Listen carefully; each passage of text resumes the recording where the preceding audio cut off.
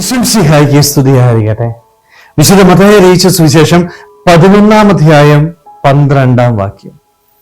സ്വർഗരാജ്യം ബലപ്രയോഗത്തിന് വിഷയമായിരിക്കുന്നു, ബലവാന്മാർ അത് പിടിച്ചടക്കുന്നു. സ്വർഗരാജ്യം നേടണമെങ്കിൽ ബലപ്രയോഗം നടത്തണമെന്ന് ഈശോ വചനത്തിലൂടെ നമ്മളെ ഓർമ്മിപ്പിക്കുകയാണ്. ഈ ഭൂമിയിൽ നമ്മൾ പലപ്പോഴും ബലപ്രയോഗം നടത്താറുണ്ട് അല്ലെ?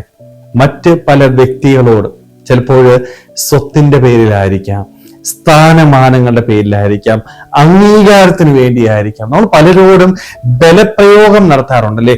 ബലപ്രയോഗം നടത്തി വാക്കുകൾ കൊണ്ട് അവരെ കീഴടക്കി പല കാര്യങ്ങളും നമ്മുടെ ജീവിതത്തിൽ നമ്മൾ നേടിയെടുക്കാറുണ്ട്.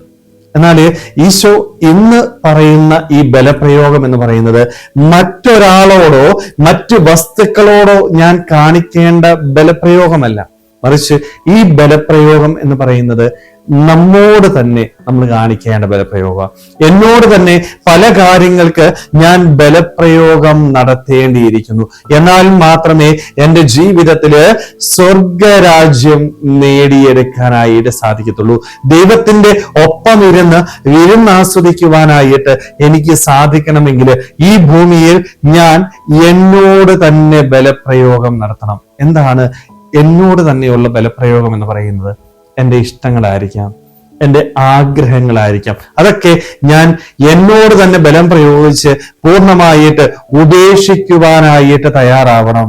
ചിലപ്പോൾ ഈ ലോകത്തിലെ പല ആഗ്രഹങ്ങളും എൻ്റെ മനസ്സിലുണ്ടായിരിക്കാം. പലരും ചെയ്യുന്ന പല കാര്യങ്ങളും എനിക്കും ചെയ്താൽ കൊള്ളാം എന്നുള്ള ചിന്തയുണ്ടായിരിക്കാം.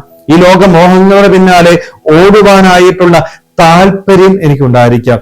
ഇവയോടൊക്കെ ഞാൻ ബലം പ്രയോഗിച്ച് എന്നെ തന്നെ നിയന്ത്രിച്ച് സ്വർഗരാജ്യം നേടിയെടുക്കാനായിട്ട് ബലം പ്രയോഗിക്കാനായിട്ട് നിയന്ത്രിക്കാനായിട്ട് എനിക്ക് സാധിച്ചില്ല എങ്കിൽ എനിക്കൊരിക്കലും സ്വർഗരാജ്യം നേടിയെടുക്കാനായിട്ട് സാധിക്കത്തില്ല. കൃത്യമായിട്ട് എൻ്റെ ഈശോ പറയുക, ഈ ലോകത്തിലെ ബാക്കി വസ്തുക്കളോടോ വ്യക്തികളോടോ നമ്മൾ ബലപ്രയോഗം നടത്തുന്നത് പോലെയല്ല, നമ്മോട് തന്നെ ബലപ്രയോഗം നടത്താത്തിടത്തോളം കാലം നമുക്കൊരിക്കലും സ്വർഗരാജ്യം നേടിയെടുക്കാനായിട്ട് സാധിക്കത്തില്ല.